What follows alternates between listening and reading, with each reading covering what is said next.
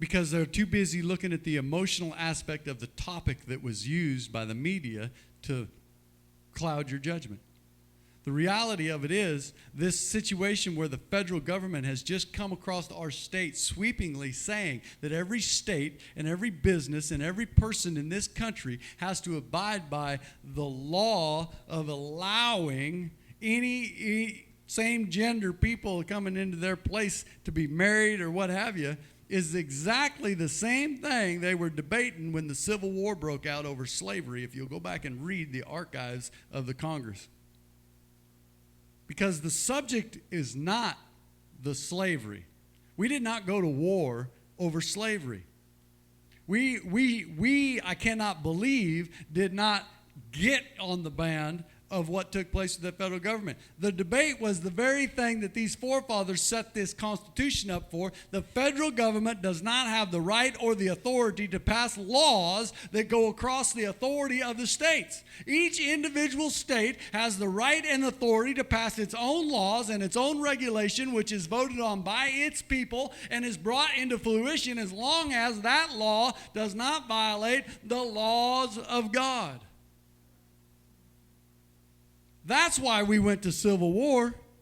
Because if you know your history, we had just purchased the Louisiana Purchase, and the United States had grown a vast amount of property and territories. And the debates that were going on in Congress was, are we going to put laws in place over this new land that we have just come across? It really wasn't pertaining to what was already here. It was pertaining, for the most part, as to what was yet to be. And the folks from the South said, you have no authority to pass any laws regulating the new territories, for they will have the rights to determine their own states, and they will have the rights to pass their own laws and fashion in the direction of which they believe is right. And the northern folks said, no, we need to abolish slavery all the way across this country, and we need to not let them have slaves in this new territory.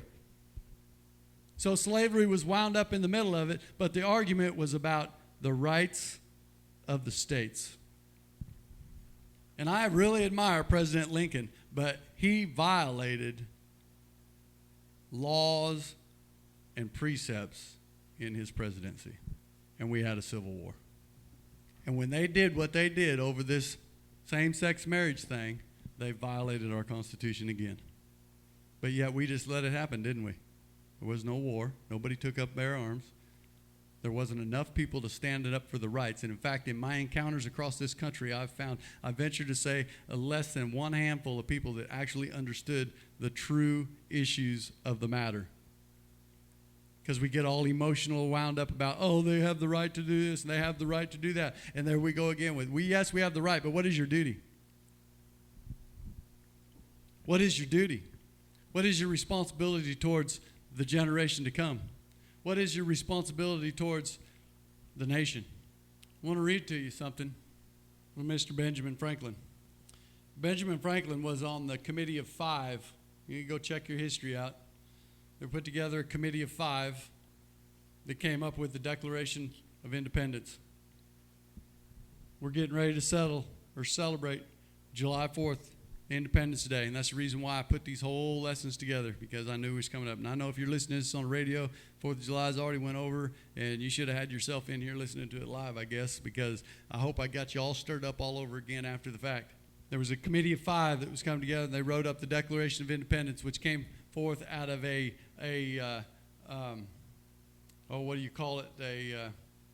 good grief. What do you call it when you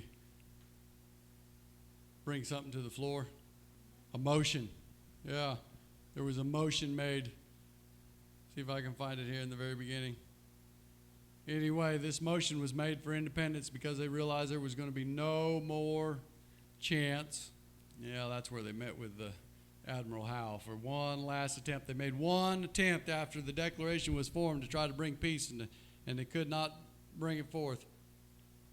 But there was a Committee of Five, one of them which was Benjamin Franklin. Now, Benjamin Franklin was 70 years old at this point, and he was on that Committee of Five to draw up the Declaration of Independence that they drew up. And then after the Declaration of Independence was brought into its final ratification on July the 4th, then he wrote another letter to the admiral because the British Queen or King had sent naval vessels to the shores, and they were getting ready for all-out war.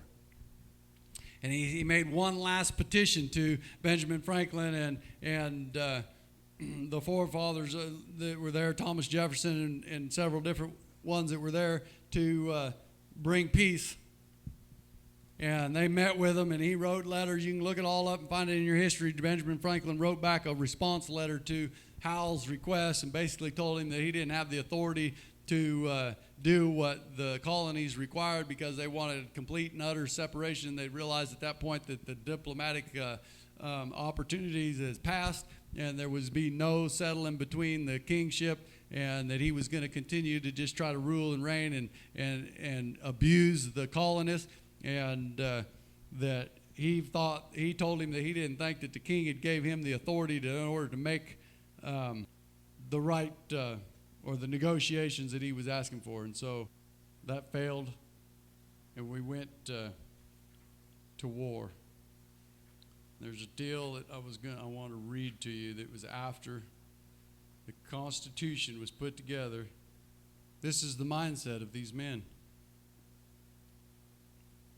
James Madison recorded as the delegates came forward to sign the document, talking about the Constitution of the United States. Dr. Franklin looked towards the president's chair, at the back of which was a rising sun happened to be painted. Observed to a few members near him that the painters found it difficult to distinguish in their art a rising from a setting sun. I have, said he often in the course of this session, and the versalities of my hopes and fears, it is to issue looking at that behind the president without being able to tell whether it was a rising or setting. But now at length I have the happiness to know that it is the rising and not the setting sun. One historian tells us that when Franklin turned to the aid and signed the Constitution, he was helped forward from his place, and afterwards it is said that the old man wept at the signing.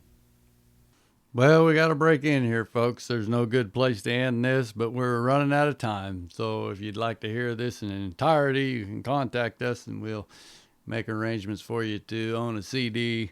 I'm going to try to get some of the other messages of this same subject put out, hopefully a little shorter order. But until then, we'll see you on the blog.